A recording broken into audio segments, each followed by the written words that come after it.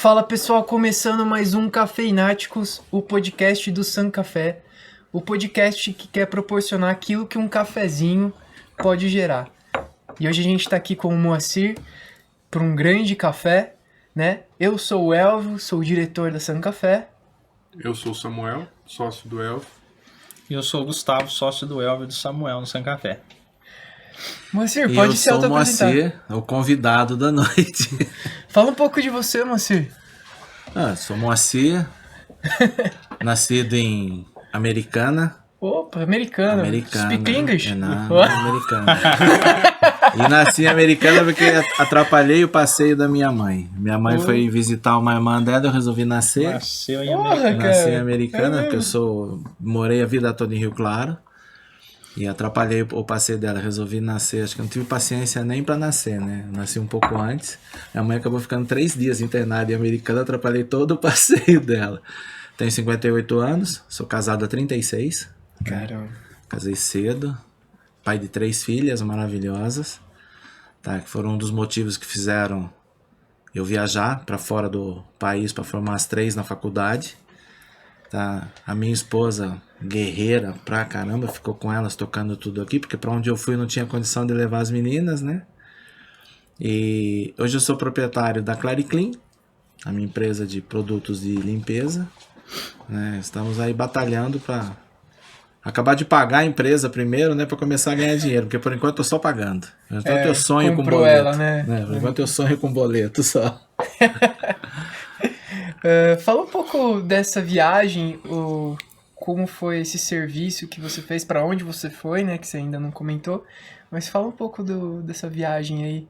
Na realidade tudo aconteceu meio que, vamos dizer assim, por acaso. Eu trabalhava com o Fausto Fonseca, o Fausto, nosso parceiro da Falcon, na área de informática. O Fausto tinha uma loja muito boa de venda de produtos de informática, primeiro na Avenida 8, depois ele mudou para a Avenida 7. Como chama? Era Omni Informática. E eu cuidava de toda a assistência técnica para ele. Então nós trabalhávamos lá, eu tinha uma parceria com ele, a assistência técnica era minha. Eu não pagava aluguel, não pagava nada, e o que entrava de serviço eu executava junto com os outros técnicos e nós rachávamos, eu tinha uma porcentagem. E tinha um outro rapaz que trabalhava com a gente, o Mário. O Mário era muito folgado, mas folgado demais. Se ele assistir isso aqui, ele vai saber do que eu tô falando. Ele ficava o dia todo na rua, voltava com um monte de máquina embaixo do braço, botava em cima do balcão e ia num computadorzinho conversar no famoso MSN. Opa. E a gente brigava com ele. Ô Marião, não, eu tô conversando com um cliente aqui, papo furado. Ficava só na MSN, a gente ralando. Só na mulherada, né? Cara, teve um belo de um dia, eu peguei e falei assim, eu vou deslogar esse MSN do Mário e vou pôr o meu, né? E fui, loguei o meu. Aí, de repente, o Mário chegou, como sempre. Ele foi sentar e falou, Mário, dá um tempo aí, que minha filha tá em Uberlândia, e ela falou que precisa conversar comigo, eu loguei o meu MSN, eu preciso falar com ela. Lorota, era só pra ele não entrar e trabalhar um pouco, pô, eu tava... De repente eu começo a ouvir no meu MSN aquele barulhinho, né? Blup, blup, blup, que vindo mensagem. E ele querendo usar, ele falou, deve ser sua filha, vai lá atender sua filha. E eu tava na bancada, fazendo os computadores. Falei, pô, não vou falar agora, que eu falei que eu estava esperando a minha filha entrar, não vou atender o MSN. Aí eu sentei no computador, no lugar de foto, né, que eu fui ver quem que tava me chamando, tinha uma bandeira vermelha e preta com a foice no meio, assim, né? Eita. Eu falei, pô, que é isso, cara? Eu peguei, entrei e falei, quem que tá querendo falar comigo? Era um amigo, parceiro, Rubens Vettorello. Ele mora em São Paulo hoje. Eu trabalhei com ele muitos anos em São Paulo na área de informática também. Nós tínhamos uma parceria com o Senai, ele fazia a área comercial, eu fazia a área técnica. Todas as capitais do Brasil praticamente nós conhecemos. Ele ia abrir um ponto, eu montava a sala de aula, treinava o professor e dávamos o curso lá dentro. Então tinha uma boa amizade com ele, trabalhei muito tempo com ele. Mandando mensagem para mim. E eu falei, que foto é essa, ó? Você virou comunista? Que essa foice aí, essa bandeira. O Rubens pegou e falou assim, não, cara, isso é a bandeira de Angola. Eu falei, tudo bem, mas é comunista, ó, essa foice aí. Não, eu tô trabalhando aqui. Eu falei, louco, cara, você é maluco? O que você tá fazendo aí? Aí ele contou que como o pai dele tem um negócio de água mineral, Serra Negra, um brasileiro, uma brasileira, uma pernambucana, tinha uns projetos para implantar em Angola, que era um país que em 2002 foi decretado a paz, reconhecido o governo pela ONU, 2002, né? E essa mulher foi para lá e começou a montar diversos projetos, né? Um deles era um lugar maravilhoso, um vale maravilhoso lá, que tinha uma fonte de água mineral, um barracão enorme, e ela quis montar uma fábrica. Oh, mas você não vai fabricar água, não. Ela extraía a água e ela fabricava os galões, as embalagens, as máquinas, tudo. E o Rubens foi para lá, a convite dela, para implantar esse projeto. Eu falei, nossa, cara, mas como é que... Não, mas é 4 meses o contrato inicial, tá? Não sei o quê. Se der certo, daí fica mais tempo. Tá a fim de vir para cá? Eu falei, mas por quê? O que eu vou fazer aí? Eu falei assim, o que você vai fazer? Você vai ajudar a entregar o projeto. Porque eu te conheço, eu sei que você é pau pra toda a obra. Você vai vir para cá para entregar o projeto. Paga em dólar, tá? Não sei o quê. Já comecei a gostar da conversa, né? Eu falei, mas o que eu tenho que fazer? Ele falou, tira o seu passaporte, a hora que você tiver com o passaporte na mão, você fala comigo. A conversa nossa morreu aí. Eu conversei em casa, minha mulher falou, você tá maluco, né? O que você vai fazer na África? Eu falei, o Rubens falou, eu vou tirar o passaporte. Aí eu fui atrás, antigamente tem que tirar o passaporte Lá em na Polícia Piracicaba, né? Federal em Polícia Piracicaba. Ainda só assim. Fui lá, agendei, tirei tudo certinho. Deu o quê? 20 dias eu tava com o passaporte na mão, foi até rápido. Porra. Isso foi mais ou menos comecinho de novembro. Que ano? De 2008. Oi. 2008. Aí eu peguei e falei com o Rubens, estou com o passaporte na mão. O Rubens, maravilha. Vou te dar o endereço de um escritório em São Paulo, você vai levar o seu passaporte para lá, eles vão pedir uns documentos, eles vão tirar o visto para você vir para cá. Porque tem visto, Angola necessita de visto. Falei, perfeito. Encaminhei os documentos para o escritório. Em 10 dias o escritório tirou meu visto. Aí eu falei para o Rubens, estou com o passaporte e ele já tem o visto para mim entrar em Angola. Falei, maravilha, estou comprando a tua passagem. Falei, mas quando? Nós vamos passar o Natal e Ano Novo aqui. Ele falou, não, quem vai passar o Natal e Ano Novo em casa sou eu. Você vai vir pra cá e acompanhar o projeto enquanto eu tô aí. Falei, cara, jura? Aí eu cheguei pro Fausto, passei pra ele que eu já tinha falado pro Fausto que tá a possibilidade de eu sair, mas o Fausto também não imaginava que fosse tão rápido. Compraram minha passagem pro dia 12 de dezembro. Ou seja, mais 10, 12 dias eu me preparei tudo, né? E a minha esposa, coincidência ou não, nós tocamos a nossa casa, eu e ela trabalhando. A mãe dela começou a ter uns problemas de saúde.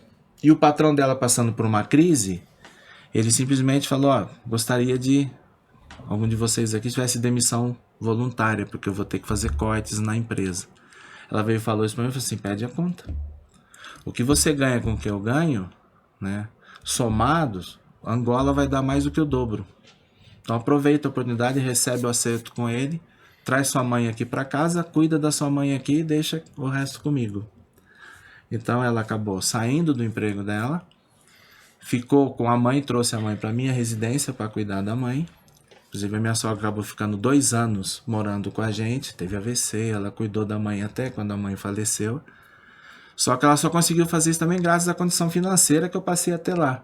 Só que eu falei para ela sair do emprego, mas eu tinha um contrato de 4 meses lá. Não, que loucura. Né? Mas vamos arriscar. Embarquei dia 12 de dezembro no Rio de Janeiro. Não tinha voo ainda direto para São Paulo. Peguei uma ponte aérea, São Paulo-Rio. Nessa ponte aérea encontrei o Romário no avião, tirei foto com ele.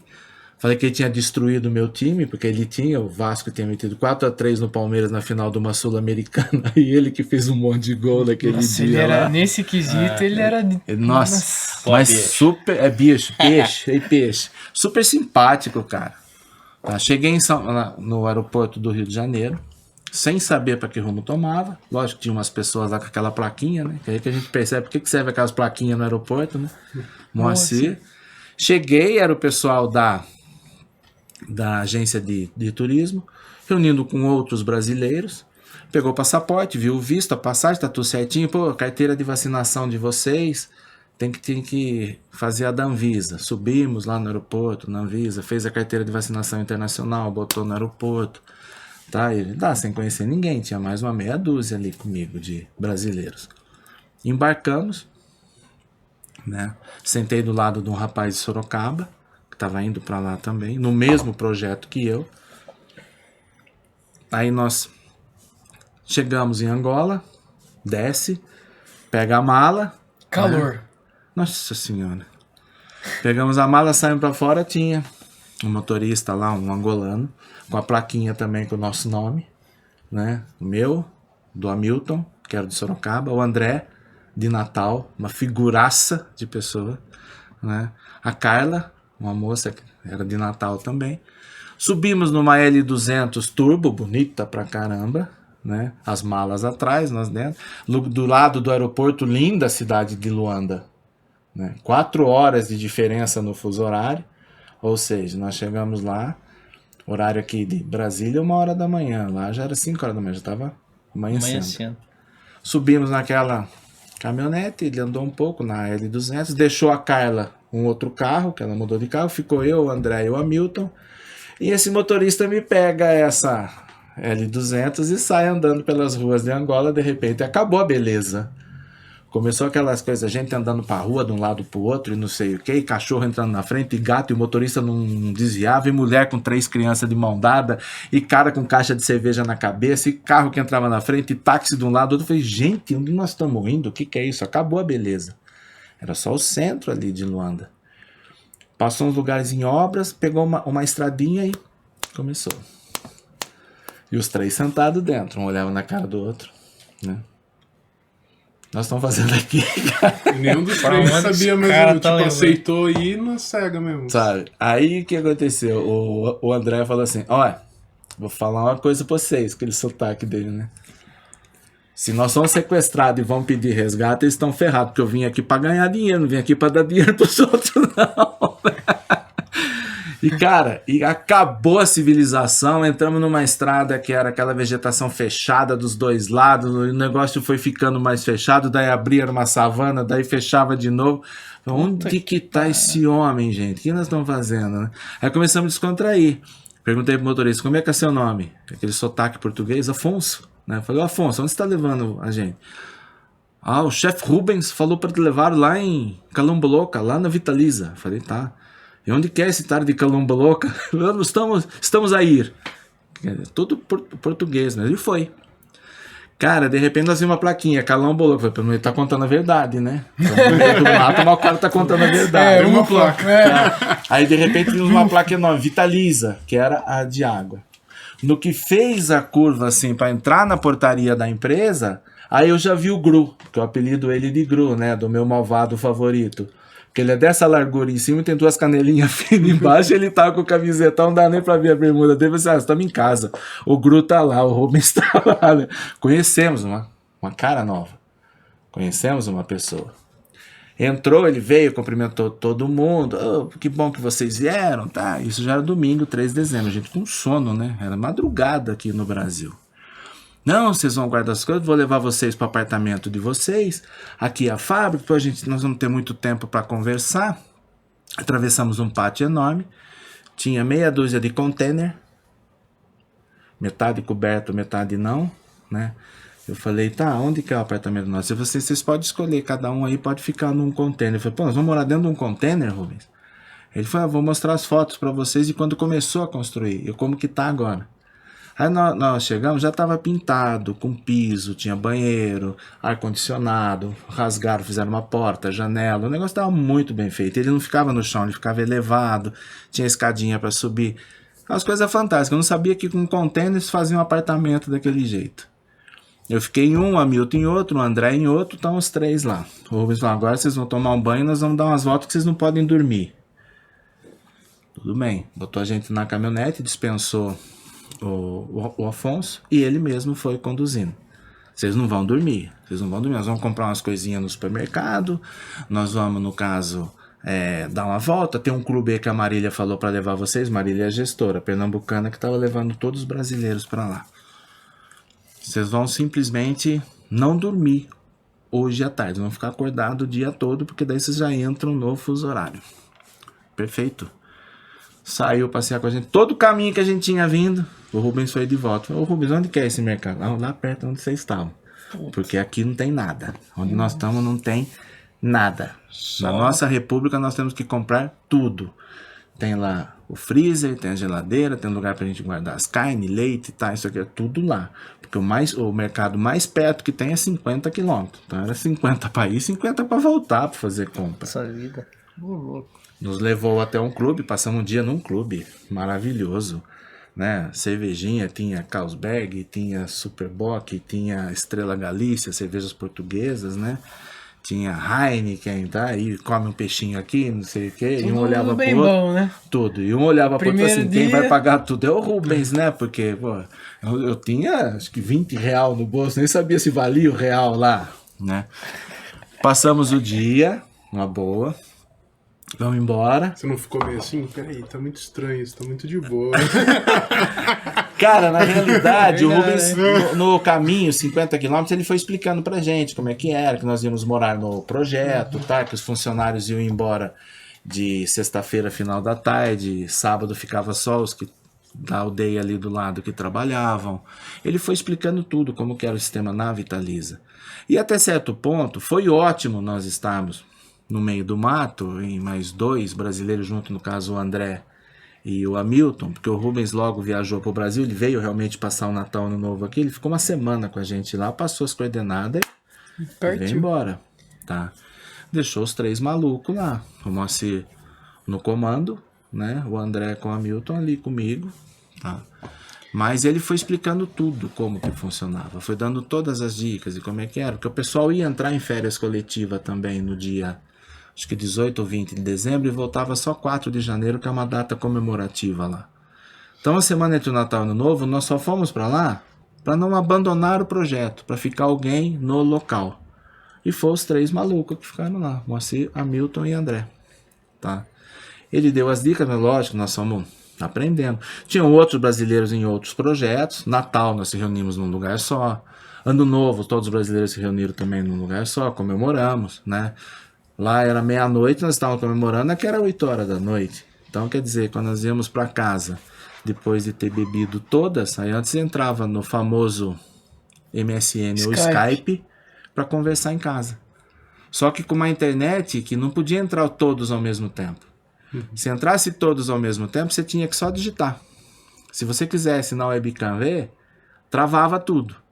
Então nós combinávamos o horário. O André falava, sossegado, se lá em São Paulo é 3 horas de diferença, em Natal é 4, porque lá não tinha horário de verão. Então tinha toda essa história, porque no Nordeste não tinha.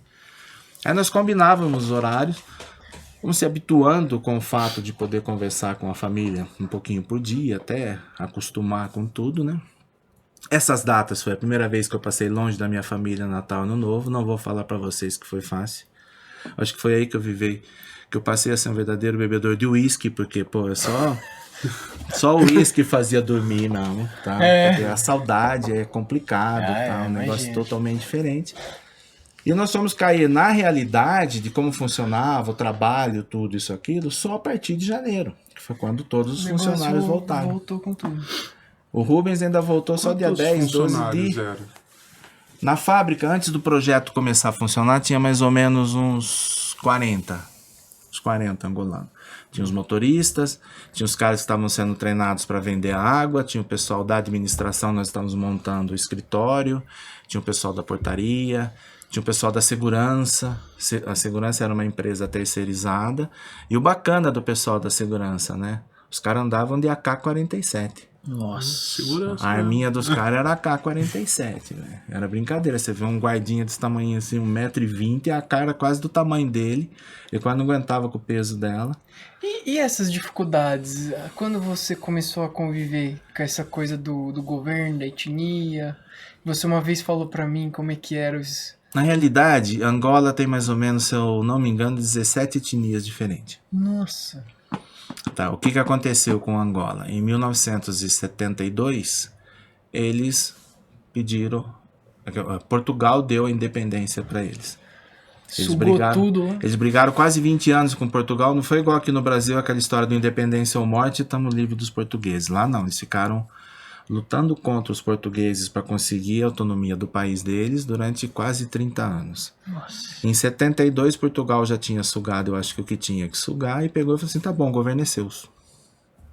Só que não falou para quem.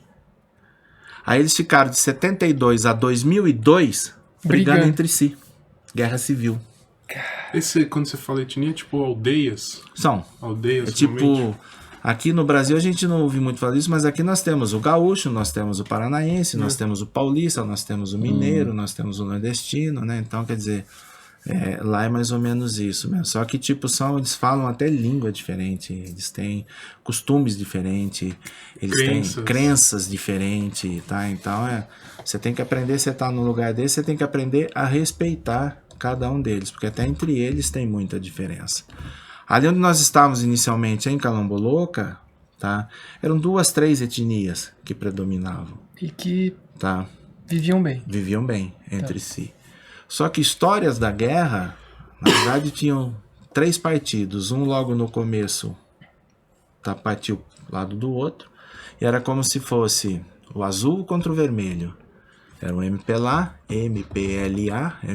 contra a UNITA. Então a guerra era esses dois partidos querendo assumir o poder. Mas querendo assumir o poder em invadir aldeias, destruir, dizimar famílias, sabe? Dizimar, tipo, a aldeia toda. Tá? Histórias do tipo, o menino que trabalhava com a gente de motorista, ele falou que ele lembra que quando pediram para esconder, e na aldeia tinha túneis, que eles levantavam uma placa feita com uma vegetação, né, com um sapé, né, com acho que folha de palmeira. Eles entravam embaixo, as mulheres e as crianças, e só ouviam o barulho em cima. E ele falou que ficou 4, 5 dias lá embaixo. Ele acha que ficou todo esse tempo. Até que de repente a tropa inimiga chegou, tinha dizimado todo mundo da aldeia, todos os homens, tá? E foram abrir e acharam as mulheres e as crianças. E um soldado, um combatente dessa etnia, da UNITA, pegou na mão dele e da irmã dele. Falou, esses 2 eu vou criar. E criou o rapaz, como se fosse filho. Ele poupou as crianças, eles não mataram. Ele não matou, ele era muito grato a essa pessoa, que ele chamava de pai, porque o pai e a mãe dele tinham morrido na invasão dessa aldeia, tá? E ele simplesmente, depois que ele cresceu, o pai comprou um caminhãozinho, falou pra ele, ó, tá aí, o caminhão é seu, você vai fazer frete, o que der no frete a gente divide. Ele vivia com aquilo lá. E na época que eu estava trabalhando depois da água no projeto de telha, eu dava frete para ele direto, todas as entregas. Que nós sentamos um dia conversando, tomando uma cuca, que era a cerveja de lá. Ele contou a história dele e falei, cara... E é boa? Ela sobe bem na cuca? Oi? Porra. Acho que de lá é a melhorzinha. É. Das nacionais é a melhor. Tá? Legal. Aí depois de um papo com ele tomando uma cuca, eu falei para ele, a partir de segunda-feira o caminhão seu tá lá na Telha Azul, que era o projeto da telha. Você vai, no caso, ter frete todo dia. Todas as entregas pequenas que tiver, é o teu caminhão que vai fazer com a gente. Sabe? Porque eu me comovi com a história dele. Ele tinha ele não precisava ficar só lá. Ele tinha outro frete para fazer, ele avisava. Ô chefe, tem alguma viagem hoje? Não, não tem ainda. Então eu tô indo fazer. Qualquer coisa eu te ligo. Mas toda viagem que tinha, que os nossos caminhões não podiam fazer, porque eu tinha um caminhãozinho também lá, ele praticamente fazia. Tá? Por causa dessa história dele. Então você começa a ter história, você começa a conhecer o povo, o que eles passaram, como que eles... O povo desse tem história. E como que tá, na época que você chegou lá, como é que tava essa questão? Se não teve governo até então, como que o país se sustentava, como que tava, óbvio, não devia ter saúde, não devia ter... Educação. Na realidade, como é que era isso? O país em si, o interiorzão, imagina o estado de São Paulo, estado da Bahia, que agora é mais ou menos proporcionalmente ao tamanho do estado da Bahia. Toda a população praticamente concentrada em Salvador. Quem não estava combatendo estava na capital. O restante eram tropas e as pequenas aldeias que ficaram esparramadas, e eles foram dizimando, e foram matando, e foram pegando crianças para virar soldado, tá? Esse tipo de coisa. O governo, a briga começou porque o MPLA assumiu o governo sem ter eleição. Aí veio a oposição e disse, não, peraí, por que você está assumindo? Eu quero o poder. Foi aí que começou, quando os portugueses deixaram. Então tinha um governo. Tinha um governo. Tá. Só que na realidade, tipo, não foi aquele governo que foi escolhido pelo povo ou por um congresso, seja lá qual for o sistema de governo. Tá? E foi aí que começou a briga. Foi aí que começou a guerra. E a guerra civil é justamente por causa do poder, né? Porque Angola é riquíssima em diamantes. É mesmo? Tem jazidas e mais jazidas de diamante. Putz, então Portugal deve ter levado um monte. A UNITA era apoiada pela Rússia. Não, a UNITA pelos Estados Unidos e pela África do Sul. O MPLA pela União Soviética, por Cuba. Então tinha todo esse lado lá, tá? Então o MPLA, que era governo, no centro, na capital, os hospitais, os médicos eram cubanos, tá? Porque a medicina cubana ela é muito famosa, tá? Tá? Então tinha uma estrutura diferenciada na capital. Você saía da capital, não tinha nada. Não é à toa que em 2002, quando decretou a paz, né? Inclusive, falei o nome da cidade, Calamboloca, né? Nunca tinha ouvido falar. Eu estou em Angola, trabalhando em Calamboloca. Angola se classificou em 2006 para a Copa do Mundo da Alemanha. Ou seja, 4 anos após ter decretado a paz, eles já conseguiram uma classificação inédita, única até hoje do país, no Mundial, que foi 2006 na Alemanha. Regis Rezin, repórter da Rede Globo, que fazia matérias no Esporte Espetacular, Regis Rezin simplesmente fez uma matéria com Angola por ter classificado, depois de 4 anos, participar de uma eliminatória e ir com o país para o Mundial. Não passaram da primeira fase, mas foram para o Mundial. E ele conta a história. A cidade de Calamboloca... Opa, peraí. O que ele vai falar de Calamboloca? Nós estamos em Calamboloca, né? A cidade de Calamboloca ela tem o Marco da Paz. As primeiras armas entregues pelo pessoal da UNITA para o governo do MPLA decretando a paz foi ali em Calamboloca. E era um monumento que tinha numa vilinha próxima, onde estava a Vitaliza, que era a fábrica de água que nós morávamos nela. E nós íamos direto naquela vilinha lá, porque os angolanos adoravam ver os chefes, os brasileiros aqui com a gente, e eles faziam questão de você sentar no chão com eles e comer, e serviam a mesma comida que eles comiam. Umas coisas ruins pra caramba, mas uns negócios bons também, tá? Uma comida boa, tempero bom, né? E aí, no caso, tipo, nós falamos, poxa, mas peraí, Calamboloca, ele tá falando do Marco, né? Nós perguntamos pro Luiz, que era um angolano que tava sempre com a gente, onde que é isso?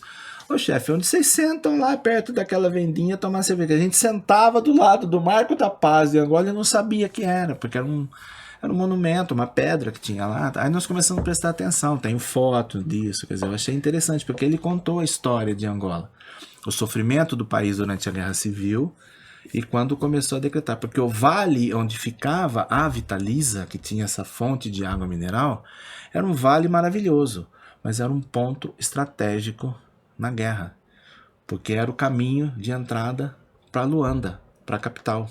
Então as tropas vinham do sul do país, passando por ali para tentar, e nunca a UNITA chegou, né, em Luanda, ela nunca passou dali. Então era um vale onde encontraram covas coletivas, uma empresa foi montar um lugar lá, começou a cavar, que achou ossada. Aí com todos os costumes deles, eles iam até o local, faziam as rezas, né? Estavam encomendando a alma dos mortos e faziam tudo aquilo. Ficava 30, 40, 50, 60 dias parado até eles fazerem todos os rituais que eles tinham que fazer. Putz. Isso é uma coisa da tradição deles. E quem estava fazendo ali as obras respeitava. Tinha que parar. E a comida lá? Como que era? Comida. Eles comiam muito a nossa famosa polenta, né? Que é feita com fubá. Milho, coisa de milho. Exato. Só que, tipo, a polenta deles não tinha gosto nenhum. Eles chamavam de fungi, né? Fazia com a fuba, que é o fubá. Só pra dar sustância. Só para dar sustância. Só que eles faziam aquele fungi com molho de tomate. O molho de tomate, sim, tinha tempero. Com repolho, com quiabo, com peixe seco, porque energia lá não tinha, era tudo gerador. Tinha pouquíssimo lugar com energia. Então era tudo gerador. Na fábrica, na Vitaliza, nós tínhamos 3 geradores. Um grande que tocava a fábrica toda e todas as repúblicas, né, tudo certinho.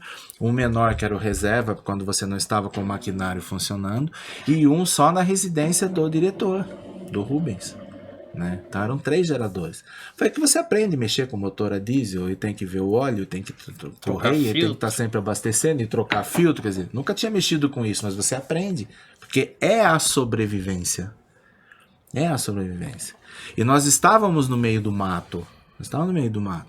Tá, bicho você via. E bicho, é isso que eu perguntava. Leãozão. Cara, na realidade, Angola perdeu toda a fauna, né? Porque pro animal não tem fronteira. Ele tá aqui, você soltou uma bomba, ele vai longe da bomba. Soltou outra, ele vai mais longe. Se ali é a divisa entre... Então a guerra afastou a fauna. Afastou. Os parques que Angola começou a montar, a fauna, normalmente eles começaram a ir para o Quênia, África do Sul, comprar casais de antílopes, de zebra, de leão, de onça, de tudo, né? Eles têm a palanca negra, que é o símbolo deles lá. Só tem em Angola esse animal. Eles conseguiram concentrar a palanca negra numa região central do país para que ela não se despace, porque é um animal que é o símbolo de Angola. A empresa que fazia o voo Rio-Luanda e depois São Paulo-Luanda, que passou a ter, o símbolo dele era a palanca estampada na asa, assim. Coisa bonita, era a palanca negra. O meu pai falava o bodão, bicho, né? que é esse? É o que? Ele parece um... Um felino ou não? Não, ele é um antílope. Só que ele tem 2 chifres enormes, assim, grandes. É muito bonito. Tá, parece um porco, né? Parece... Uma anta, Não sei chega lá. assim, não, é o estilo de uma... Viado. É o estilo de um viado, uma zebra, de um gnu. O Bambi, mano. Tá? Só que com aquele chifrão enorme, Porco. assim, na frente. Mentira. Ele é lindo, é lindo. É Eu não lindo. entendo de viado. Eu não entendo. Lá nós comemos viado, só que a carne do viado. tá. A carne do viado. Lá teve isso, lá teve... Nossa, E como foi? nós comemos uns bichos lá, cara, que sinceramente não sabia nem o que era. O Hamilton, que era mais nojento, teve um dia nós estávamos fazendo um churrasco, ele chegou, foi na churrasqueira, pegou um pedaço assim, comeu, né? Pô, que carne gostosa, e continuou tomando um negocinho. E ele era o nosso motorista, tomava só fantaúva, era bom que tinha um assim, porque daí você podia amarrar os fogos onde fosse e ele voltava dirigindo, né? E aí o Hamilton tá comendo assim... Que é isso que nós estamos comendo? Tá carne gostosa? Eu falei, não sei, Hamilton. Falaram que chama rapaca. Ele começou... Ele passou mal, ele foi ao banheiro e vomitou, cara. Mas eu já tava comendo. Se tava boa, por quê? Porque eu não sabia que carne que era. vai entender, Tudo né? bem, quando nós descobrimos o que era rapaca, né? Nós fomos limpar um container lá, começou um bicho gritar e gritava, aquele grito assim, não sei o quê. E cerca, um angolano falou assim, uma rapaca, vamos pegar que vai ter churrasco hoje. De repente passou do nosso lado. Cara, eu não sabia se era canguru, se era rato, se era não sei o quê. Aí eu olhei assim e falei, André, ele falou assim, comemos um rato mutante. Porque era enorme o negócio, cara. As patas de trás desse tamanho, aquela mãozinha assim, uma cabeça feia, Era um chamavam roedor. de rapaca. Era um roedor, só que grande. Caramba. E nós tínhamos comido. Nós comemos carne de jiboia. E é bom. Gostosa. Peixe ou frango? Os dois. Igual jacaré. Os dois. Estilo... E o café de lá? A carne de jiboia foi... Estava indo embora pra Calamboloca. Os caras tinham acabado de matar uma. Eles estavam na estrada. Tinha 4, 5 angolanos com ela assim na costa. Aquela coisa grande. Encostamos o carro. Quanto que é? Tem de 1000 kwanza, que é a moeda de lá. Tem de 2000 kwanza. Dá um pedaço de 2000 kwanza. Ele cortou um lombo desse tamanho assim dela. Chegamos embalando. Fizemos. Nossa. Como é que faz? Tempera com isso. Eles falavam as ervas, falavam os temperos. Assamos. Delicioso. Nossa, delicioso. O café. Olha lá o café. O Olha a café. história do café, cara. Café só solúvel no começo. Delicioso, né? Eu adoro café solúvel. Nossa Você sabe de onde vem, né? Tá. Nós é o maior produtor do mundo, Brasil. Então. Mas Solúvel no começo nós achávamos o Nescafé só, solúvel. Era o único que tinha. 50 km de distância, você ia comprar, fazer a compra sua da quinzena, tá? Isso, aquilo. Quando era todo domingo que a gente tinha coragem de pegar o carro, andar 50 km, a não ser quando faltava alguma coisa, tinha que comprar, nós íamos. Mas a nossa despensa sempre tinha tudo lá. Nós comprávamos no café. Então você via aqueles potão nesse café, aquele de 500 ml, né? Grandão, de meio quilo, de 500 gramas, de 1 quilo, né? Um vidrão maior. E era um café que tinha. Então nós tomávamos aquilo lá. Ele é prático, né? Só que é ruim, né? Eu não gosto. Eu, particularmente, não gosto do sabor dele. Tá, ele tem um sabor diferente, mas era o único que tinha. Nós adoramos tomar um café. Até que um rapaz achou café em pó. Olha que maravilha, olha que bênção. Chamava ginga, que era de uma região ali de Angola. Ele era típico de Angola, porque Angola tem café. E é um café Muito bom. Inclusive, eles exportam para diversos países ali da África. Compramos o pó. Achamos o ginga, compramos o pó. Então nós economizávamos, né? Mas como que você economiza pó de café? O coador era de pano, nós colocávamos o pó lá dentro, coava, dobrava o coadorzinho, guardava na geladeira com o mesmo pó, coava mais umas 2, 3 vezes. Puta vida. Com o mesmo pó. Verdade, cara. Não tinha pó. Caraca. Não tinha. É lá. Tá, não tinha jeito. Quando eu fui pro projeto... Trouxe o pó naquele vídeo. Sabe, quando eu saí do projeto da água, que eu fui pra telha, né, que aí entrou na parte de construção civil, tem diversas histórias disso daí também. Quando eu fui para a área da construção civil, na telha, quando um cara encomendou telha com a gente, ele era da região do pó, eu dava desconto para ele na telha só para ele buscar com o caminhão dele, ele trazia de 30, 40, 50 quilos de pó. Daí não teve miséria mais, né? A não ser quando começava a acabar, eu ligava para ele: e aí, filho, você tá precisando de telha? Para ele voltar e trazer mais pó. Mas era isso que a gente fazia. Aquele coadorzão de pano, tá? Coava 2, 3 vezes. Quando ele foi lá no café, eu falei: toma, senhor, experimenta nosso drip coffee, né? É assim que faz, tal. Esse café é um café especial, tal. Ele falou: eu coava o café, eu não sou nenhum exímio, eu não sei nem tomar isso aí. Eu não sou referência pra café, mas é verdade. Mas daí ele tomou, falou que, né? Nossa, fantástico. Que é bom, muito bom, muito bom mesmo. Inclusive agora nós estamos, pegando com você o café do Porto e tô colocando nos condomínios que eu vendo. Eu não vendo café, mas eles pedem, né? Então você vai deixar de comprar de outro. Vai que ele começa a comprar água sanitária de outro também. Então ele pede o pó de café, eu levo. Né? É isso aí. Mas é aquele tipo de coisa. Eu não sou referência para café por causa disso. Eu sempre gostei, gosto. Tomei esse café, tá delicioso. Tá sem açúcar. Tô aprendendo com você. Igual cowboy no whisky. Igual cowboy no whisky. Mas eu vou falar uma coisa para você. Angola em muitas coisas não é referência. O Hamilton, que é o da carne da rapaca que passou mal, teve um dia nós estávamos na aldeia lá em Calamboloca visitando o pessoal. Ele era uma pessoa fantástica. Nós estávamos visitando o pessoal e o pessoal falou: senta aqui, fizemos uma comida, tá? E vieram com o fungi, que é a polenta, né? Com o molho de tomate feito com quiabo. Né? Eu como essas coisas, eu como quiabo, eu como giló, eu como abobrinha, franguinho. Nossa, é uma delícia. Nossa, verdade. E deram aquele pratão pra gente, você sentado com o prato na mão assim, no escuro, que já tinha escurecido e tinha um geradorzinho daqueles piquitico que aguentava 4, 5 lâmpadas de um abajur igual a esse. Se Nossa, ligasse mais do que isso, ele né, desligava. Escuro pra caramba. A gente com o prato, comendo. O André: tá gostoso, né? Eu falei: não, tá bom mesmo, Hamilton. Mas o que é isso aqui? Eu falei: não sei, cara. Come, os caras estão dando, você vai fazer desfeita pros caras? E come, a gente comendo.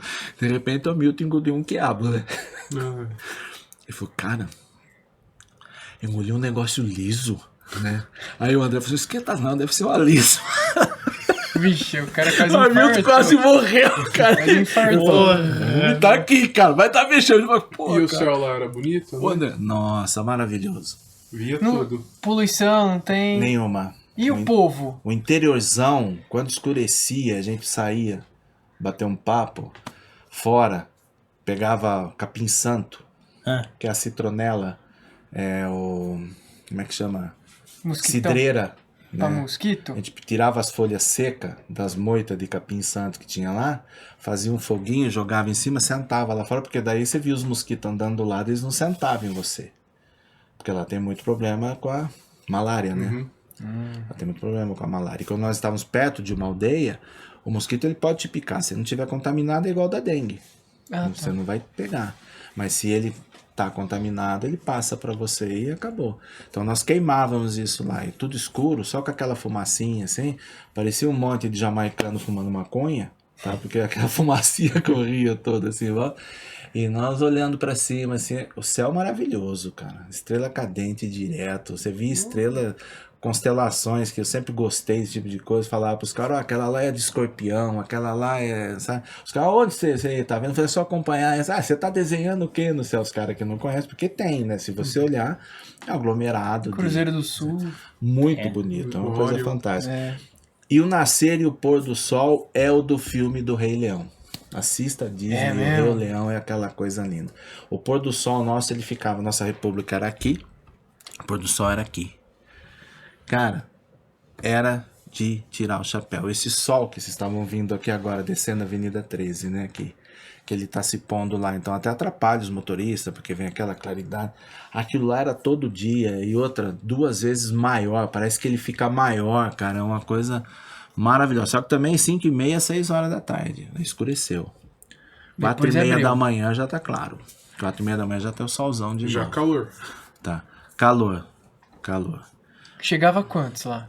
Olha, ali é normal. É normal. Que era muito seco, mas tipo 40, 38. Caraca. Tá, isso à tarde, no auge. E dependia da onde você estava, né? Quando eu trabalhei numa região Ah, desértica... mas região seca também não é Você tão... não sente tanto, É. né? Porque você não soa. A você região fica seca aquela- não é tão... O calor, assim, ele judia, mas ele não judia igual uma região úmida, né? Calor e umidade, nossa senhora. Você sai do banho suando. Antes de eu ir pro projeto da telha, a Marília me mandou pro sul do país, em Namibe, que é uma cidade que faz fronteira com a Namíbia. É um estado que faz fronteira com a Namíbia. Inclusive, ela é litorânea, então tinha todo o litoral, a cidade e o deserto. É um deserto, é no meio de um deserto. Tá? Pense num calor. Ela tinha um projeto grande de extração de pedras para fazer calçadas, para fazer muro, tinha licença para extrair areia do rio, né, todo esse tipo de coisa. Então eu fui lá para organizar esse projeto. Era um projeto pequeno, eu fui sozinho, né? E porque eu fui lá para trabalhar esses 4 meses, a pernambucana ela chegou e falou assim: "Não, peraí, eu tenho mais coisa para você. Você quer ficar em Angola, você vai ficar porque eu tenho outros projetos para você acompanhar comigo. Você vai para o Brasil, vai renovar seu visto, você volta e aí você vai lá no deserto, no Namibe, você vai ver lá para mim a pedreira, como é que tá, a extração da areia E aqui aí que você nós ficou temos quanto os caminhões." tempo? Lá no Namibe eu fiquei só 60 dias. Só que lá, pense, Trampou. 4 horas da manhã nós íamos pro deserto para ver a pedreira, para ver os maquinários, para ver os funcionários. A hora que dava 10 horas da noite, 10 horas da manhã eu já queria ir embora. A hora que dava meio-dia era insuportável ficar no local. O calor que vinha do chão, entrava pela calça assim com aquelas botas de solado grosso, tá, isso aqui, era insuportável. A bota parecia que ia derreter a sola dela de tão quente que era. E lá na pedreira nós tínhamos segurança, que passava o dia e a noite lá. E o contraste, à noite, Frio. dormia, não tinha lençol, era um cobertor daqueles que parecia um urso polar, mais 2 em cima, você não se mexia, você ficava travado assim, sabe? Frio. Frio pra caceta, né? 8h30, de 9 desenho. horas, 10 horas começava a esfriar, a madrugada era insuportável. Até não o sol via- nascer, não o sol via nascia e nenhuma começava a nuvem, né? esquentar. Não. Tá. No Namibe você falou para comentar sobre o futebol. Eu apitei um jogo lá, que eu era árbitro federado de futsal. E um cara lá que tinha um projeto com umas crianças descobriu: vamos inaugurar um ginásio, você vai lá e você vai apitar. Você vai ensinar a regra pro pessoal e você vai apitar. Já viram futsal com capoeira? O jogo foi desse jeito, porque os caras davam voadora na quadra. Eu chamava o cara e falava assim: ó, se for para levar a sério, por 5 minutos não vai ter mais ninguém na quadra, eu vou expulsar todo mundo. Ele falou: não, explica pros caras pra ir mais leve, não sei o que. Nossa, as disputas de bola dos caras, nem eu vinha e dava no pescoço. Que é isso? Inauguração do ginásio, o administrador lá, que era o prefeito. Tirei foto, saí do jornal de lá, né? Ganhei $200 pra pitar um joguinho de 20 minutos. Foi uma maravilha, né? Então... é isso, hein? Mas foi. Tem Milão hoje. Hoje então, Milão. para você ver, Milão. E na época já era um valor É. bacana. O Namibe teve isso, teve esse contraste no caso do calor com o frio, mas E você viu, totalmente diferente. tipo, no tempo que você estava lá, você chegou de um jeito, você viu uma evolução do país? Bastante, Realmente? bastante. Nesse tempo que você ficou. E quanto tempo foi, total? eu fui para lá em 2008, em dezembro, e idas e vindas, em dia 24 de dezembro de 2013, 5 anos depois, foi meu último desembarque. Nossa, então você foi... 5 anos. Caramba, Você viu uma então... evolução bacana Então mesmo. você viu Bacana. muita coisa. Pra Eu achei você- que tinha sido menos tempo. Não, foram 5 anos. O país desenvolveu bastante. Uma das coisas que fizeram aqui no nosso país, acabaram fazendo lá também, foi Angola sediou a Copa Africana de Nações de futebol. Tipo a Copa América. Tipo uma Copa América, só que a Copa Africana de Nações. Angola sediou, eles construíram 5 estádios. Moderníssimos, maravilhosos. 2 deles no meio do nada. Tá? Inclusive é engraçado. Imagina um território brasileiro dentro da Argentina, que não tem fronteira com o Brasil. Você passa pelo território argentino e entra num estado brasileiro, que é estado brasileiro, mas está dentro do território argentino. Angola tem isso com a República Democrática do Congo. Angola tem um estado, que depois nós descobrimos que é porque petróleo pra caramba, diamante pra caramba naquele pedaço.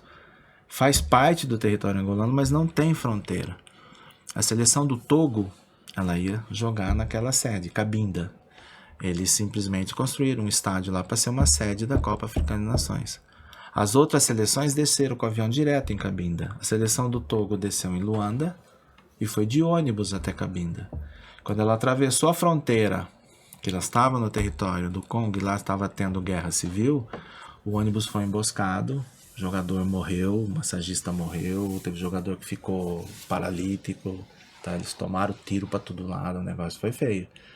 E por incrível que pareça, Togo desistiu da Copa Africana de Nações por causa de tudo isso que aconteceu e foi punido pela FIFA, não disputou as eliminatórias depois para a Copa de 2010. Como se eles tivessem culpa. Entendeu? A FIFA puniu? Puniu. Você pode ver que você vai ver que Togo não disputou uma eliminatória para a Copa do Mundo, a eliminatória africana. O povo é apaixonado por futebol. Eu fui conhecer um dos estádios, passei em frente ao outro, mas fui conhecer um dos estádios em Luanda, assisti jogo da eliminatória da Copa, assisti Angola e Uganda, tá? Maior festa, os angolanos fizeram mais festa. Eles adoram os brasileiros, a gente adora futebol. O Rivaldo, jogador do Palmeiras, estava jogando num clube lá. Eu fui assistir treino do clube. Não o Rivaldo, O Rivaldo. Pentacampeão? Pentacampeão. Ele jogou no time de um milionário lá angolano, que ele montou uma seleção, foi campeão nacional aquele ano lá. Eu fui assistir um treino como palmeirense, com uma camisa do Palmeiras, da Parmalat, tá? Da Parmalat. Ele veio no alambrado, me cumprimentou. Essa camisa tem história. Eu falei, tem. E você ajudou a fazer, sabe? O cara super simpático. Tirou foto? Tirei foto com ele. Pô, então essa viagem rendeu, hein? Romário, Rivaldo. Rivaldão. Romário, Rivaldo, Rogério Ceni, Muricy. Aonde você viu o Rogério Ceni e Muricy? No aeroporto.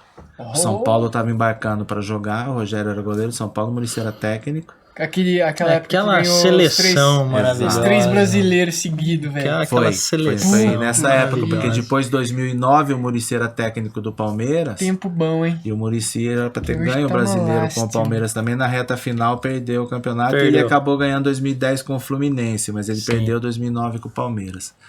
E eu estava no aeroporto de Congonhas, ainda fazia ponte aérea. Né? Eu estava fazendo Congonhas, que era São Paulo-Rio. E você pegava as delegações ali embarcando pra jogar. E o São Paulo tava indo jogar. A minha sobrinha São Paulo. Muricy foi legal ou foi rabugento? Vê lá, gente finíssima. Gente, fantástico, Muricy. Você vê as entrevistas do Muricy. Né? Tem que jogar. Trabalho. A minha sobrinha. Lembra, velho? A minha sobrinha São Paulina virou e falou assim: tio, olha a delegação do São Paulo. Olha o Rogério, olha o Muricy. Vai lá, fala com eles que eu quero tirar foto. Eu fui, né? Aí cheguei do lado do rabugento, falei assim, tira uma foto comigo, a minha sobrinha São Paulina, e você é o quê? Ele já perguntou assim. Eu falei, eu sou palmeirense, mas eu gosto do Ceni. Ele falou, então vem aqui. Tirei foto do lado dele, ele, a minha sobrinha, o Rogério Ceni. Tá? E o Rogério foi de boa também? Rogério de boa. Tá? Então você, sabe, acaba... E lá, tipo, eles construíram esses estádios, saiu esse assunto por causa da Copa Africana de Nações, e então você vê o país evoluir, porque em volta do estádio, para chegar lá, foram feitas vias, né, rodovias, 3 faixas para ir, houve infraestrutura para o 3 país. faixas para voltar, sabe? Então, quando eu fui para o projeto da telha, que eu estava em Cacoaco, que era uma cidade, o acesso até Luanda era muito fácil por essas vias. Porque no começo, enquanto essas vias não estavam prontas, que não tinham sido inauguradas por causa da Copa Africana de Nações, trechos delas estavam inaugurados e outros trechos não. Então você tinha alguns pedaços que você podia andar por ela, os outros pedaços não. Então nós cortávamos pelo que eles chamavam de picada, né? E tinha uma picada que todos os caminhões sabiam que era por ali, era um caminho que você cortava um caminho assim, porque a estrada não estava pronta. Aí você pegava um ponto que dali para frente a estrada estava pronta, para ir até Luanda. E nós com a L200 lá, com a turbinadona, tá? Um dia, vamos numa reunião lá no projeto com a dona Marília. Subimos na caminhonete, tinha chovido pra caramba à noite. Vambora. O Cristiano conhecia mais aquela região. Falou assim, não sei se a picada vai estar boa, mas vamos encarar, vamos por ela, né? Senão a gente não chega na reunião.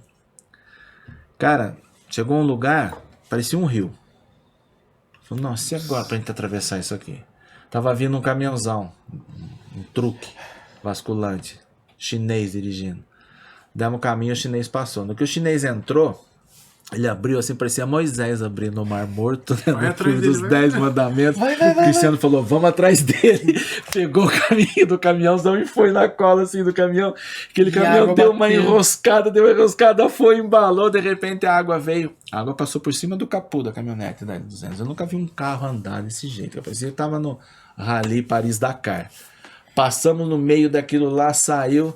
A caminhonete tava, cara, só barro, a caçamba dela atrás com água, nós abrimos a tampa para água ir embora, aquela Peixinho, água fedorenta, sabe? Era água de chuva. Falei, meu Deus do céu, né? Ele falou, não, essa água aí tá limpa, assim, nós estamos tranquilos.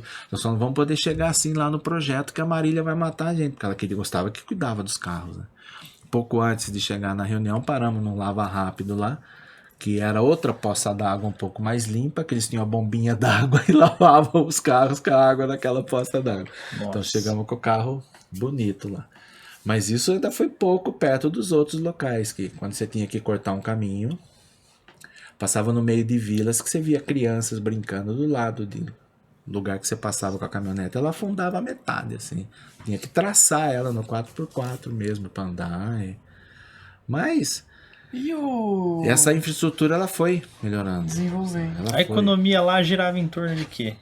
A economia lá girava em torno, no caso, petróleo e diamante, para o país, no caso, ter as suas reservas, né? E muito projeto, estávamos construindo de tudo. Tinha fábrica de telha, de tijolo, tinha da água, tinha de plástico, de embalagens, tinha de tudo. Tá. Tava rolando investimento, acho, né? Tava. Muitos projetos o governo aprovava, o cara ia lá, começava a fazer, catava o dinheiro e ia embora. Muita coisa parada. Muita coisa inacabada. O BNDES deles lá. Muita coisa parada, muita coisa inacabada. O nosso investiu bastante lá, né? Essa estrada que eu te falei, ela é uma estrada que ela liga Cacoá com a Luanda, tá? Foi feito com dinheiro do BNDES. Do Brasil. Do Brasil. A maior hidrelétrica deles lá, tá? Foi feito com dinheiro nosso, daqui. O Lula era muito bem recebido lá. Tá. Nós íamos embarcar um dia que ele estava vindo do Brasil para fazer uma visita lá. Nós ficamos 4 horas no aeroporto porque estava fechado o espaço aéreo angolano. Porque não podia subir e descer ninguém porque estava chegando o avião da delegação brasileira. Já nunca fui fã dele. Falei assim, nossa, aquele dia eu odiei mais ainda, né? Porque não tinha jeito. Quero ir embora pra casa, tem que ficar 3 horas no aeroporto. Esperando aquele cara lá. Tem que ele tá descendo hoje em Angola. Tá. Pra ele, lá, cara. Ainda mais que colocaram a gente dentro do avião, nós ficamos dentro do avião. Se tivesse deixado a gente na área de embarque, tem os as caras deixam você mofando no avião. Dentro do avião, cara. E as mocinhas lá, as comissárias, elas passavam assim e perguntavam se quer uma água. Pô, quer uma água? Traz um balde de Heineken pra nós tomar aqui dentro. Não tinha isso não, cara. Ficavam dentro daquele avião. E o povo angolano mesmo? Como que... Receptivo. São... Nossa, muito. Adoram os brasileiros, tá? Eles têm um respeito enorme por nós, tá? Eles sabem que você está lá para ensinar, porque eu nunca fui de guardar nada para mim. Tudo que eu sabia na fábrica, eu fui lá para administrar, tá, isso, aquilo, eu chamava, treinava um para fazer junto. Quando eu fui no projeto da telha, o projeto da telha tinha 25 funcionários. Com 12 tocava a fábrica. Por que tinha 25? Porque eles faltavam direto. Só que Mas mesmo... é cultural? Da cultura deles. Tô louco. Faleceu alguém, é 5 dias em casa, porque morreu alguém. E outra, no óbito tem que ter churrasco, tem que ter cerveja, tem que ter tudo pro povo ir lá beber o morto. Você lembra o vídeo dos caras lá que virava meme lá? Sei. Os caras dos caixão? Será que é de lá? Você Olha, lembra desse meme, mano? Eu não sei se é assim lá, nesse ponto. Comemora que você Não não foi lá mas Bebel ele- Morto? Oi? Não foi chamado? Cheguei aí, eles chamavam de óbito, né? Cheguei aí. Mas era assim, tipo, morria, Angola, esses morria um vizinho, tá? Os caras queriam ir para homenagear o vizinho.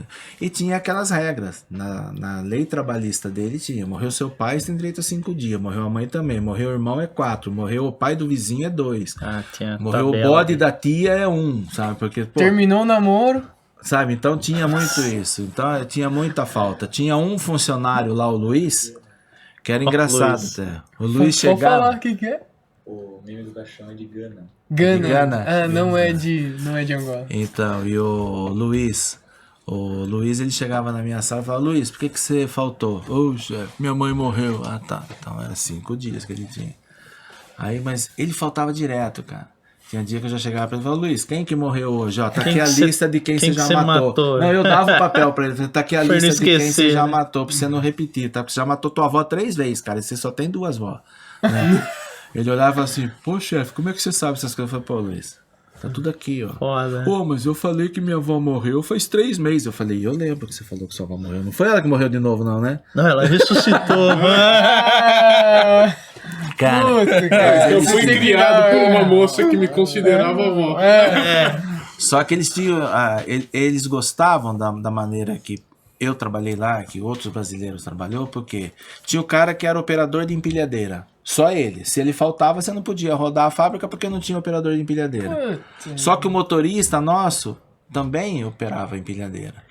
E eu comecei a descobrir isso e botei o motorista: ó, você vai treinar não sei quem lá para ser também operador de empilhadeira. Então eu tinha 2, 3 pessoas treinadas manga. em ser operador de empilhadeira. 2, 3 pessoas treinadas em fazer as cumieiras, fazer os acabamentos da telha, aquelas peças que quando você faz um telhado, você dá um acabamento. 2, 3 pessoas que mexiam com a produção, com a máquina, que operavam a massa vir para a telha sair. 2 que faziam a massa lá em cima. Então, eu tinha os funcionários, mas não apenas um só naquela função. Era 2 pra uma função. Tinha o especialista. Tinha o cara que você falava: tem 100 formas de cumieira, ele tem que fazer 100 cumieira. Ele começava a fazer 8 horas da manhã, 1 hora da tarde ele acabava. E tinha o outro que também fazia 100, só que ele começava 8 horas da manhã e terminava 5. Não tinha problema. A produção era 100 por dia. Ele fazia do mesmo jeito. Então a fábrica começou a funcionar de um jeito diferente e eles gostaram. Porque o cara não foi mais aquele cara que apenas ia lá para peneirar areia. Porque como a telha era prensada, era essa telha de cimento, de areia e cimento, tégola, muito famosa aqui no Brasil. Inclusive os grandes condomínios têm ela de tudo quanto é cor, é muito bonita. E nós tínhamos lá de 5 cores diferentes que nós produzíamos. Você tinha os caras que iam lá só para peneirar areia.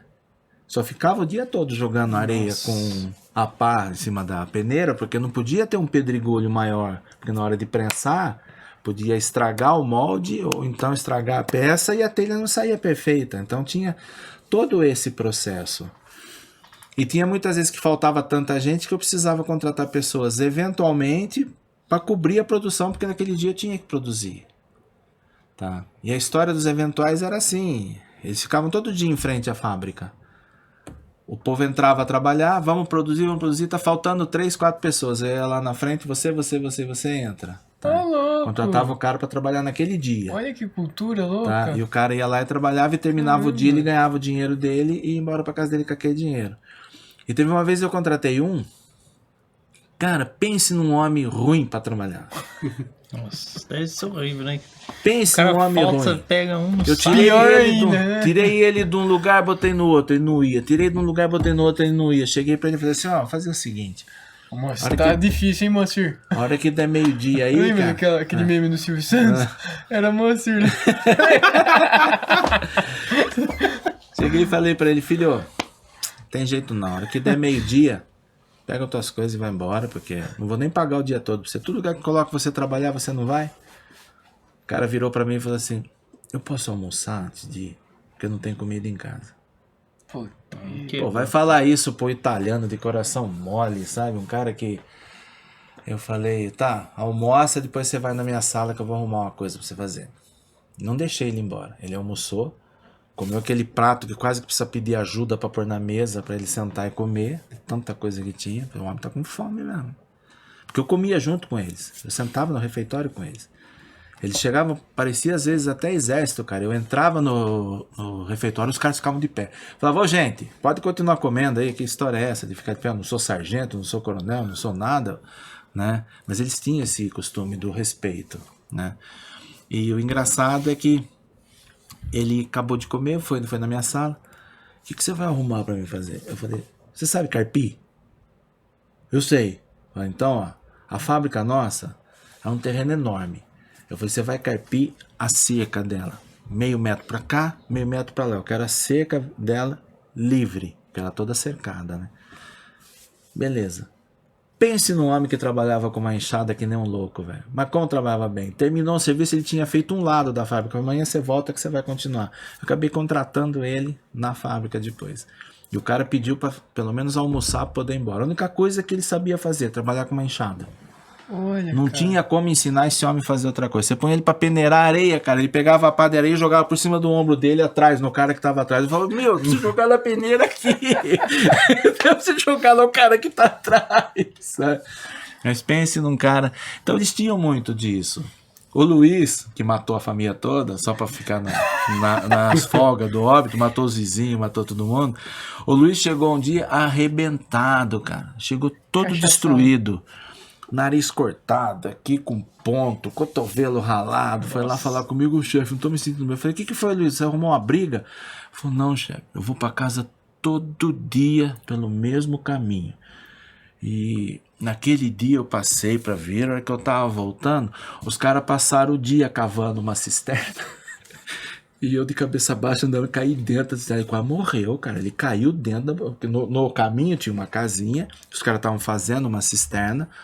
Imagina, 4, 5 negrão forte pra caramba, só ali na picareta, na pá, fizeram um buraco enorme que eles iam fazer a cisterna. O Luiz caiu dentro daquela cisterna e quase se matou, velho. Eu falei, e aí, Luiz, quem que tirou você de lá? Não, me tiraram agora cedo, que me acharam só agora. Ele passou a noite caído dentro daquele buraco, cara. Eu falei, eu não tinha força pra gritar e pedir socorro. Eu falei, e você ficou lá? Eu falei, fiquei. Cara, o que você vai falar pra uma pessoa dessa? Vai pra casa, Luiz. Hoje você não matou ninguém, você quase morreu, então vai pra casa. O cara acabou, ele foi falar, eu morri. Cara, meu bisavô morreu desse jeito aí, cara. É mesmo? Ele foi pro Paraná, o pai do meu avô. Caiu foi pro no Paraná, de noite, chovendo pra cacete. Estavam construindo uma estrada, não sei na onde, caiu lá dentro. Morreu, Caiu sumiu. no buraco, né? Quem encontrou foi uma menina que tava indo estudar depois da estrada estar construída. Caramba. Ele caiu no buraco, bateu a cabeça, morreu. Você vê só, então. Cara. Até que o Luiz não tinha tanta mentira pra contar. Ele caiu mesmo no buraco na cisterna. Porque depois eu não acreditei. Eu falei pro Cristiano, falei, vamos fazer o caminho que o Luiz vai pra casa, vamos ver o tamanho dessa cisterna. E nós fomos na estrada, o buraco era grande, cara. Ah, foi O homem verdade. caiu lá dentro, ele quase se matou mesmo. Ele quase se matou. Nossa. Ô, Macir, qual que foi o maior... O que você tirou de lá de maior aprendizado? O maior aprendizado é que a gente tem que saber dar valor para as coisas que aqui a gente tem. Eu fui num projeto no interiorzão construir casas. Essa foi a melhor fase da minha vida lá. Pelo aprendizado. Não só por construir, aprender a construir. Trabalhei com vietnamitas, com chineses, tá? Esse tipo de coisa que o pessoal da mão de obra especializada eram mais, principalmente os vietnamitas. Asiáticos. Principalmente os asiáticos, mas os vietnamitas, anos-luz na frente dos demais. E quando entregamos um projeto de 24 casas, foi televisão, foi governador, foi a Marília, toda bonitona, tá? E as autoridades e não sei o quê. E eu não podia aparecer muito porque eu tava com meu visto quase vencendo, a imigração podia me pegar e me deportar, né? Então eu ficava meio escondido. Naquelas reportagens, vendas, entregas. O primeiro ex-combatente que recebeu a casa, que o governador deu a chave da casa para ele, tá? Era uma casa que tinha 2 quartos, uma sala grande com banheiro aqui. O restante ali daquele cômodo seria para ele montar a cozinha e a salinha dele, mas eram 2 quartos. Casinhas germinadas, uma parede só no meio, uma casa saía para lado de cá, outra casa para lado de lá. Oi.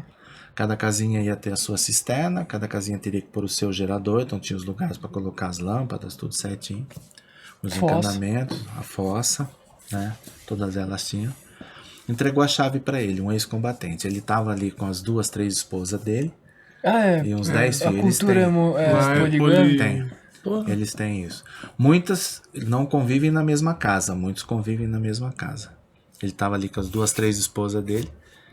Ele pegou a chave e falou assim: eu gostaria de convidar uma pessoa para me ajudar a abrir a porta da minha casa, que esse é o sonho da minha vida. Ele tinha lutado durante 30 anos na guerra. Uma pessoa que tinha 40 e poucos anos, desde os 18 combatendo, né? Ele aparentava ter uns 70, 80, de tão acabado que ele era. Na época ele devia ter uns 50 e poucos anos. É que é muita mulher, né? Porra. Também. Aí você já joga uns 10 anos.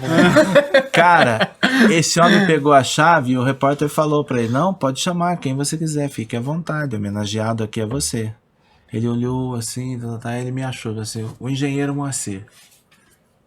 Porque isso aqui tava parado fazia um ano, essas casas, e ninguém terminava elas. Ele veio pra cá, faz 2 meses ele entregou as 24 casas pra gente. Poxa. Cara, aquilo bateu.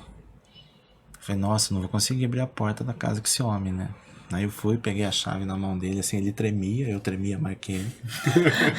Eu botei a chave assim na porta, abrimos a porta, falei, só falta essa fechadura não funcionar, eu mato o marceneiro. Quebrou a chave.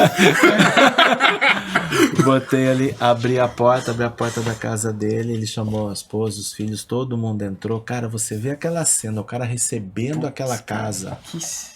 Uma coisa que o governo deu, o governador me chamou do lado e falou assim: parabéns, viu, engenheiro? Eu falei, engenheiro, nunca fui engenheiro na minha vida. Eu tenho um projeto numa fazenda minha, você que vai lá fazer as casas pra mim. Você tá de parabéns com esse projeto aqui. E eu peguei realmente uma coisa que estava parada. Já tinham tentado fazer umas 2, 3 vezes, paravam, aí derrubaram parede, eu fui lá, nós conseguimos entregar dentro do prazo as 24 casinhas, e 24 famílias diferentes receberam essas casas, e depois tinham para construir mais 24 ali naquele próprio projeto. E isso é uma coisa que não tem preço, cara. Isso é uma coisa que não tem preço. Porque você vê o governo, por mais que tenha a sua corrupção, que ganhavam dinheiro, superfaturavam as casas, com $7 mil levantava a casa, vendiam por 15, faziam por 15, não importa, eles estavam dando a casa para alguém. E essa pessoa, eu tenho certeza que ia cuidar daquela casa lá como se fosse, sabe, o santuário dele. Uma coisa, sabe, muito gostosa, muito bonita de se ver. Então eu acho que o que eu mais guardei é você aprender a dar valor nas coisas que tem. Eu passei uns aperrenhos lá. Eu tomei picado de escorpião. Tá? Eu vesti uma camiseta minha, tinha uma lacraia na camiseta, me queimou tudo aqui do lado, sabe? Eu tava indo pra Luanda com um motorista maluco no Dia das Mães, em 2010. Ele capotou uma caminhonete comigo, quase morri. Eu tenho sequelas aqui. Uma vértebra que amassou aqui, o pulso meu que dói pra caramba, porque eu segurei no puta que pariu da caminhonete e ali travou. Né, você braço. Falando do seu avô? Tá. Seu avô entrava no carro. Então. Nossa, cara. E aí as montadoras foi cortando custo, né? Não e aí, mais. Cara, não tem mais isso. Não tem. Naquela caminhonete, uma Isuzu coreana. Nossa, que caminhonete, que coisa maravilhosa. Isuzu, fantástica, fantástica. O cara conseguiu capotar. Tava eu, ele mais um outro rapaz. Cara, que a caminhonete parou com as 4 rodas assim, porque ela virou 2 vezes e parou. Ele perguntou, morreu alguém? Eu falei assim, morto não fala, né? Então, se eu tô falando é porque eu tô vivo. Eu saí de lá, de dentro da caminhonete, peguei minha mala. Eu precisava ir pra Luanda resolver uns problemas. O primeiro cara que passou ali, um empresário que tinha ido pro Namibe, isso foi lá no deserto, na região do deserto.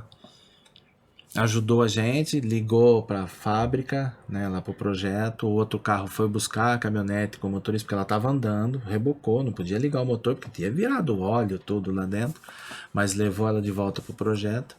Eu peguei carona ali com um angolano, um empresário, com o motorista ali que eu nunca tinha visto na vida, e andei com esse cara 600 km pra chegar em Luanda. Caramba, meu. Nervoso pra caramba. Dia das Mães. E a dor? Meu telefone não funcionava, dor no corpo inteiro. Nossa. Aí, a hora que eu consegui um pouquinho de sinal que nós estávamos chegando perto de Luanda, uma praia fantástica, Cabuledo, passamos por Cabuledo, pegou sinal. Eu liguei o celular, já veio uma chamada. Onde você tá? Tô preocupado, que você tinha capotado o carro lá no Namíbia. Era o pessoal que tava ali em Luanda, os amigos, o Hamilton, o André, eles tinham ficado ali em Calamboloca, né? E Calamboloca era próximo de onde eles estavam num shopping passeando. Eu falei, eu tô chegando. Por onde nós vamos entrar? Fala pra eles se eles estão no shopping pra pegar você no BNI, que é um banco de tal lugar. Aí o Robert, que era um australiano, né? O canguru, era um barato, o Robert, né? O Robert falou assim, eu sei onde é esse BNI. Tranquilo, pode deixar que nós vamos pegar o Moacir lá. Aí no que o cara encostou esse carro lá, ele deu um cartão dele pra mim, virou amigo meu. O cara me deu, eu fui pagar, ele falou, não, vai lá, tem lugar no carro, por que eu vou cobrar de você?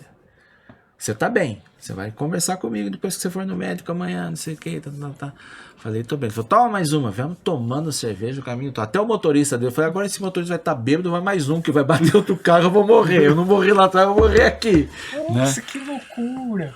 Aí os meus amigos chegaram, subi no carro com eles. Cara, no que eu sentei no carro, que tava na frente, o Robert dirigindo, o André, o Hamilton, que era o povo que eu conhecia, aí eu chorei igual uma criança, cara. Mas eu me contive daquela hora que eu subi no carro longolano até 600 quilômetros. Eu chorei igual uma criança. O Robert falou assim, você merece tomar alguma coisa, vamos comprar um passaporte. Parou num posto de gasolina, comprou 2 garrafas de passaporte, eu tomei uma quase que no carro. Aí me levaram até a República. Como ocorre? Lá eu peguei o telefone. Parou de sentir a dor. Aí eu peguei o telefone, liguei pro Brasil, cumprimentei minha mãe, pelo Dia das Mães, cumprimentei minha esposa, não tinha falado com ninguém o dia todo. Não falei pra eles o que tinha acontecido. Senão infarta aqui. Falei nada. No outro dia, a Marília, que era gestora, pediu pro motorista me levar até um hospital. Fui muito bem atendido lá, nós tínhamos um convênio médico muito bom. Tá? Tive o amparo de tudo. Na hora que saiu os diagnósticos, vai ter que fazer fisioterapia, porque eu não sei o que é aqui, porque bateu aqui, porque isso e aquilo.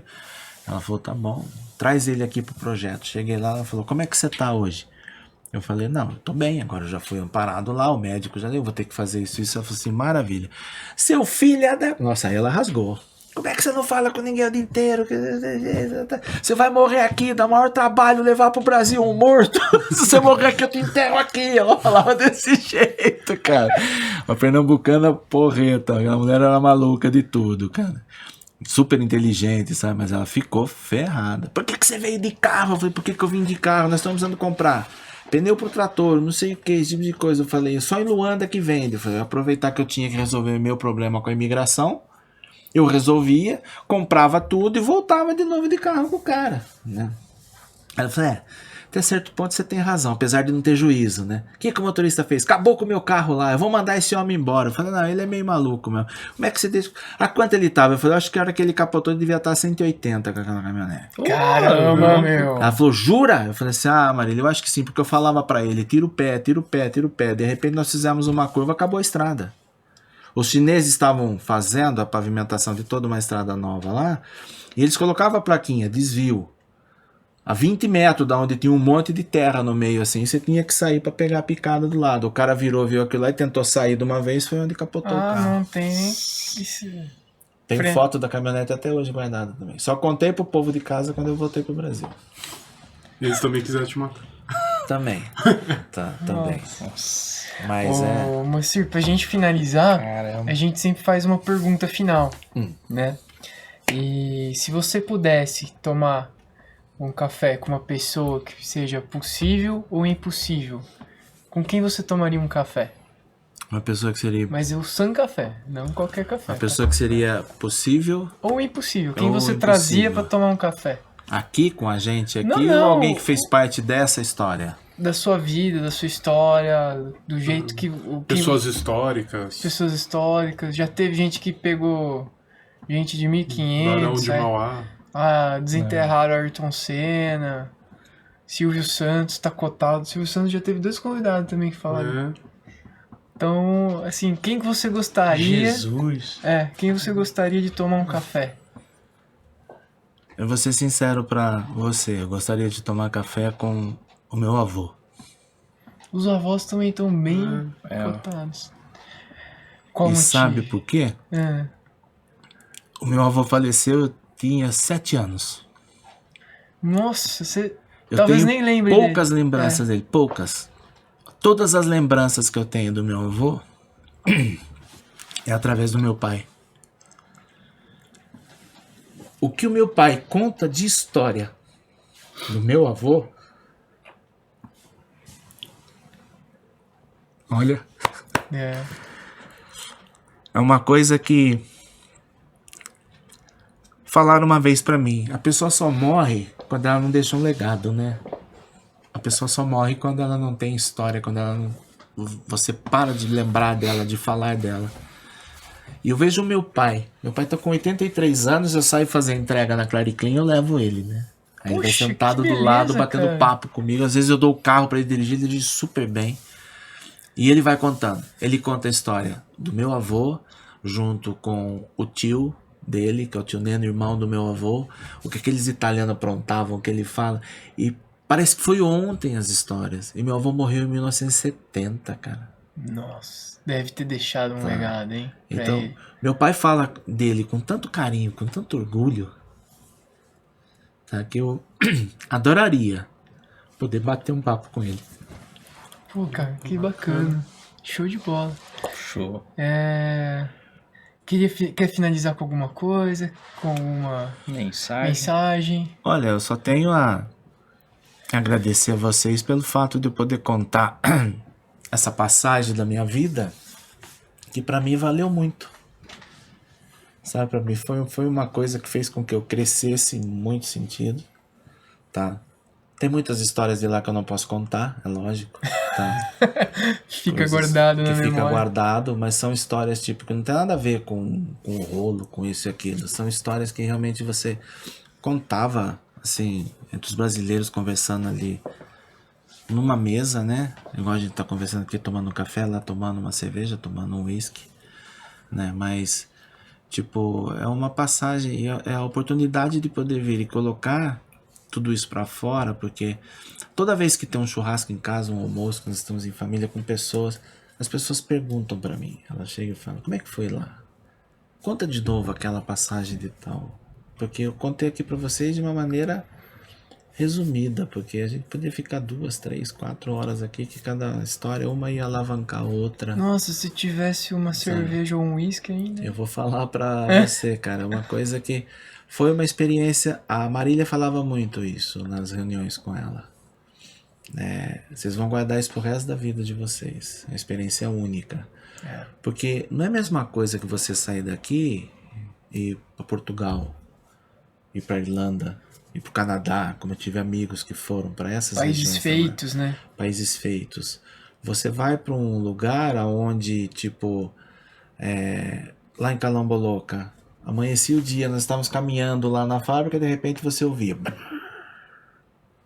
Aí o Rubens falava, você sabe o que é isso? Ou um animal ou algum chinês pisou numa mina. Porque tinha lugar que era campo minado. Tinha lugar que tinha cerquinha, assim, aquela caveirinha desenhada, ali pra lá era campo minado. Entendeu? Então é uma coisa diferente. Quando foram montar um barracão do lado e o cara cavou e achou ossada, a cultura deles, para no caso fazer todos os rituais para aquelas pessoas que foram enterradas ali ter a paz, encontrar o caminho, o paraíso, seja lá o que for que eles acreditam, sabe? Então você ver todo esse lado de um país que viveu tanto tempo em guerra, que não tinha infraestrutura, de você ter que coar o café 4 vezes com o mesmo pó, porque você sabia que no dia seguinte, será que eu vou ter o pó? Você podia ter a picanha argentina para comer, mas o pó de café não tinha. Entendeu? Não, é verdade. Você podia tomar uma garrafa de Black Label assim que você comprava no supermercado, que estava super baratinho, sentava e batia o papo ali com os amigos tomando um whisky. Você ia num lugar e comia uma lagosta, e ao mesmo tempo você ia num lugar e comia um prato de fubá com quiabo. E você nem sabia se era o quiabo mesmo ou se era lesma, igual o André falou que o Hamilton estava comendo. Então teve todo esse lado. O bacana é que você ia fazer empresas, né? Fábricas lá que o pessoal ia tirar o sustento provavelmente de toda a família, né? Exatamente. Então ia gerar muita renda para as famílias ali, né? Que não tinha nada. Estava começando a produzir, né? Exatamente, no começo de tudo. A água mineral não foi aceita lá no começo. Eles achavam que a água era salgada. Precisou botar um maquinário que tirava um pouco do sal da água para ela ficar mais uma água potável, uma água normal. Tá, justamente porque no começo um projeto maravilhoso não teve aceitação. um projeto que precisou parar durante 2 meses porque encontraram uma bomba enorme lá que não tinha explodido durante a guerra. Precisou chamar os cubanos com aquele esquadrão de bombas para poder desarmar, para não sei o quê. Porque era o vale que tinha toda a visão ali. Então, de repente, quem tomava aquele vale podia estar entrando em Luanda. Ele era muito bem defendido, sabe? Então, quer dizer, tem tudo isso. Não é a mesma coisa que você... Tudo bem, deve ser maravilhoso. Eu tenho minha filha que trabalha na Disney, ela vai para as ilhas do Caribe, ela manda cada foto pra gente, né? Mas ela tá conhecendo uma outra cultura, fala um inglês super fantástico, tá? Não sei o quê, mas, tipo, ela vive num mundo diferente desse, tá?